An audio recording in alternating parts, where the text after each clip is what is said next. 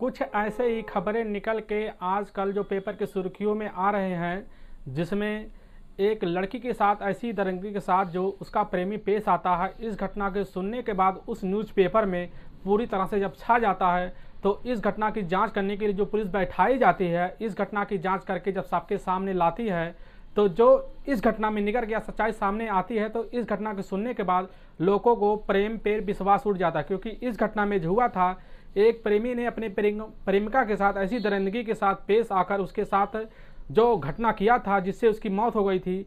और इस घटना की सच्चाई जब लोगों के सामने साथ आई, तो यह घटना सुन के लोग हैरान और परेशान हो गए। दोस्तों इस घटना की पूरी सच्चाई जानने के लिए आप हमारे वीडियो को लास्ट तक जरूर देखिए।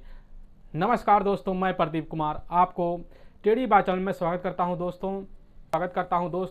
दोस्तों आज की यह जो घटना है, यह घटना है उत्तर प्रदेश के उन्नाव के ही जिले के ही सदर थाना क्षेत्र के ही हुसैन नगर के गांव की। और उसी गांव में जो कि सुबह 10 नवंबर 2022 को जो कि एक लड़की स्कूल जाती है, और जाने के बाद जब वह लौटती है घर पर, शाम का टाइम होता है, तो अम्मी से अपने बोलती है, मुझे मम्मी बहुत तेज़, जो कि तबीयत मेरी ख़राब है, मुझे दवाई दे दो तो मैं सो जाऊंगी।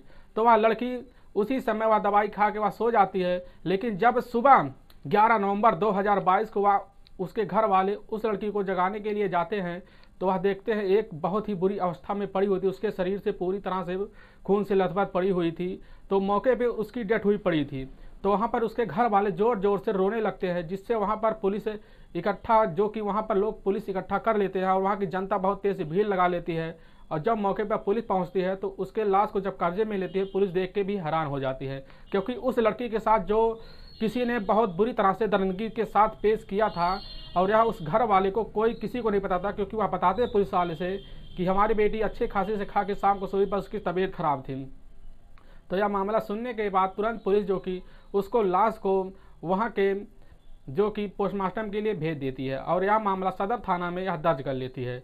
जिससे पुलिस उसके घर वालों से, उस लड़के के घर वाले से, माता पिता से पूछना शुरू कर देती है, और पूछती है, क्या तुम्हें किसी के ऊपर शक है, क्या तुम्हें किसी के ऊपर या इस लड़की का किसी के साथ दुश्मनी था। तो वह बताते हैं कि हाँ, हमें 2 लड़के ही जो कि इसी मोहल्ले के रहने वाले, जिनका नाम था सुजीत, और एक लड़का और था जिसका नाम था कुंवारा, वह दोनों हमारी लड़की को बहुत परेशान करते थे, और रास्ते में ही जाते वह आते ही छेड़ते थे, और वह जब स्कूल से आती थी उसको छेड़ते थे ज़्यादातर। तो वह लड़की हमें आके घर से बताती थी, और हमने जाके सुजीत और कुंवारा को बहुत धमकाया था, जिससे हमने उससे बोला था, अगर तुम्हारी लड़की कुछ करते हो या ज़्यादा रास्ते में तंग करते हो, तो हम तुम्हारी शिकायत जाके पुलिस के थाने में कर देंगे।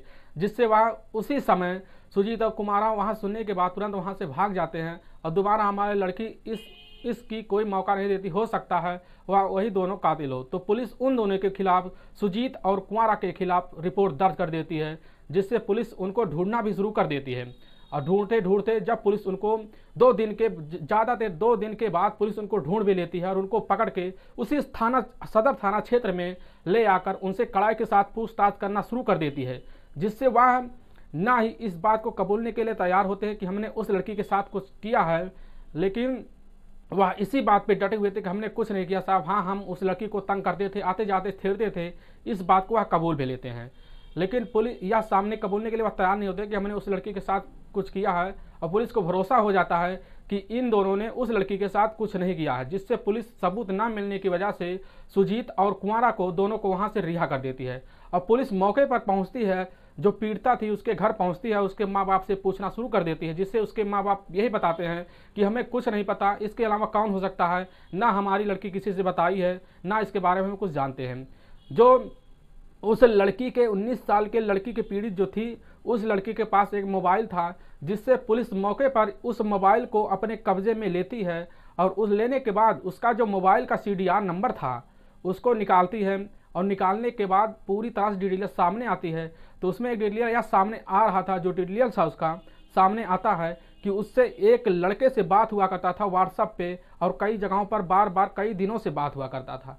तो पुलिस वह नंबर निकालने के बाद उसमें जो नंबर निकल कर आता है, जिसका नाम होता है रामवरण, जो रामवरण लड़का था, वह लड़के का नंबर निकल के आता। पुलिस उसके जो पीड़िता थी उसके घर पहुंचती है, और उनके माँ बाप से पूछना शुरू कर देती है, यह रामवरण कौन है, क्या तुम इनके बारे में कुछ जानते हो? तो पीड़िता के माँ बाप बताने से इनकार करते, हम इनके बारे में कुछ नहीं जानते और ना ही हमें पता है रामबरन है कौन और कहाँ का रहने वाला है। तो पुलिस जब ज़्यादा पूछताछ करने लगती है जो कि, और यह पता चलता है जब असल में यह सबके सामने और इसकी जो ट्रेस लगाई जाती है मोबाइल की, यह निकल के आती एक ही गांव से। रामबरन जहां पर रहने वाला था, यह रामबरन के पिता का नाम था जुगोलार जो वह रहने वाला था, वह जो कि मथी थाने क्षेत्र का ही रहने वाला था, वह रावतपुर गांव का, और उसी गांव में रहता है। तो वहां पर जाके पुलिस रावतपुर गांव में पूरी टीम के साथ पहुंच जाती है और वहां पर जाते ही उसके पिता को पाती है और उससे पिता के पूछताछ करना शुरू कर देती है। तो उसके पिता बताते हैं कि जो रामबरन है वह हमारा लड़का एमए का वह छात्र है जो कि वह डास्टा कॉलेज में ही पढ़ता है और वहाँ पर एक हॉस्टल में रूम लेकर वह रहता है। कई दिनों से वह घर पर नहीं आया है। तो पुलिस को विश्वास हो जाता है कि यह मामला जरूर कुछ ना कुछ गड़बड़ है, क्योंकि जो सीडीआर निकल के आ रहा था, इस सीडीआर से यह पता चलता है कि यह लड़की से बार बार बात किया करता था और लड़की से जो बात लास्ट हुआ था वह 10 नवंबर को रात को ही यह बात लड़की से किया था। तो इस मामले की जांच करने के लिए पुलिस तुरंत ही उस लड़के को ढूंढने लगती है, जिससे नहीं पाती। फिर उस लड़के का जो मोबाइल नंबर था उसको पूरी तरह से सर्विलांस पे लगा देती है। तो यह पता चलता है कि वह लड़का कभी यहाँ से कभी वहाँ, कभी इधर कभी उधर जा रहा होता है। तो लास्ट में जब उसका लखनऊ में एक कमरे में जाके वह लड़का जो कि था, उसी समय वहाँ के जो मोबाइल के सर्विलांस होता है तुरंत टेस्ट के लिए जाता है, उस लड़के को जाके वहाँ से तुरंत धर दबोचा जाता है। रामबरन को धर दबोचने के बाद पुलिस वहाँ से उसको सदर थाना क्षेत्र में लाती है। फिर उसको कड़ाई के साथ पूछताछ करना शुरू कर देती है और पुलिस के पास सारे सबूत जो कि सीडीआर नंबर भी थे, जिसमें वह लड़का उस लड़की के रात में 10 नवंबर को बात किया था, जिससे यह सब मामला उसके सामने जब सीडीआर रख देती है तो वह लड़का बताने के लिए पूरी तरह से ही बेबस हो जाता है, जिससे वह पुलिस के सामने यह सच्चाई बताने लगता है। जिससे वह यह बताता है कि 10 नवंबर को रात को हमने उस लड़की से लास्ट में बात किया और इससे पहले उस लड़की के साथ कई महीनों से 7 महीनों से हम उस लड़की के जो कि टच में थे बराबर, उससे व्हाट्सएप पे अन्न वगैरह जो कि साइड में बात किया करते थे। फिर उसके साथ हमारे हॉस्टल में जो हम पढ़ते थे, उसी हॉस्टल में उसके रहते साथ साथ हम उसके साथ जो कि साथ में रहने लगे, जिससे उसके साथ फिर धीरे धीरे हम कहीं जाकर वहाँ जाकर किसी हॉस्टल में जाकर वहाँ संबंध बनाते थे। यह संबंध कई दिनों तक चलता था। फिर क्या हुआ, 10 तारीख का जब दिन आता नवंबर 2022 का, उसी दिन वह लड़का उस लड़की के पास रात में फ़ोन कर देता है। वह लड़की इससे बोलती है, ठीक आ जा, हमारे माता पिता भी रात में सो रहे हैं और हमारे साथ आके मिल लो, क्योंकि हमारा तबीयत ज़्यादा ख़राब है, हो सकता है हमें हॉस्पिटल ले जाना पड़े। तो वह लड़का मिलने के लिए चला जाता है, लेकिन उसके जो मन में यह होता है कि उस लड़के के साथ हम जाएंगे तो जरूर संबंध बनाएंगे।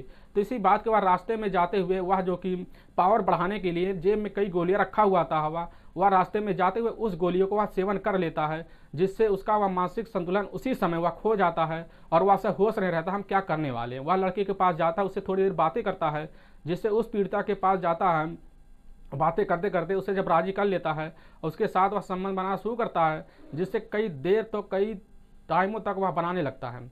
फिर यह सब मामला जब उस लड़की के बस की नहीं होती है, वह बोलने लगती है कि हमारे बस की नहीं है, लेकिन वह मानने वाला नहीं था, वह तो बस अपने ही मन की सुनने वाला था।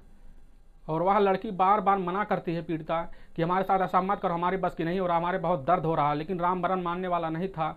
उसके सर पे बस भूत सवार था। वह लड़की के साथ बार बार करते गया और अचानक लड़की की सांसें वहाँ पर रुक जाती है और तुरंत वह समझ जाता है लड़की के साथ कुछ हो गया है, जिससे मौके पर ही वह सुनसान जो कि वहाँ पर माहौल देख के वहाँ से तुरंत फरार हो जाता है। होने के बाद वहाँ पर जब सुबह का टाइम होता है तो उसके घर वाले जो होते हैं सुबह जब उठते हैं तो वह उसके लाश को जो देखते हैं हालत में, उसी तरह से वह जोर जोर से रोने लगते हैं, जिससे पुलिस उसके रामबरन के मुंह से यह सारी सच्चाई सुनने के बाद पुलिस तुरंत रामबरन को अरेस्ट कर लेती है और उसको तुरंत जेल में डाल देती है। दोस्तों जो कि इस घटना को सुनाने का मकसद हमें आपको परेशान करना नहीं है, बस आपको सावधान और सतर्क करना, इसलिए जहाँ पर रहें आप सुरक्षित और सावधान सतर्क जरूर रहें। दोस्तों अगर आपको हमारा वीडियो पसंद आ रहा तो हमारे चैनल को लाइक और सब्सक्राइब और शेयर जरूर कर दें, जिससे हम फिर मिलेंगे आपको नेक्स्ट वीडियो में। तब तक के लिए राम राम, जय हिंद दोस्तों।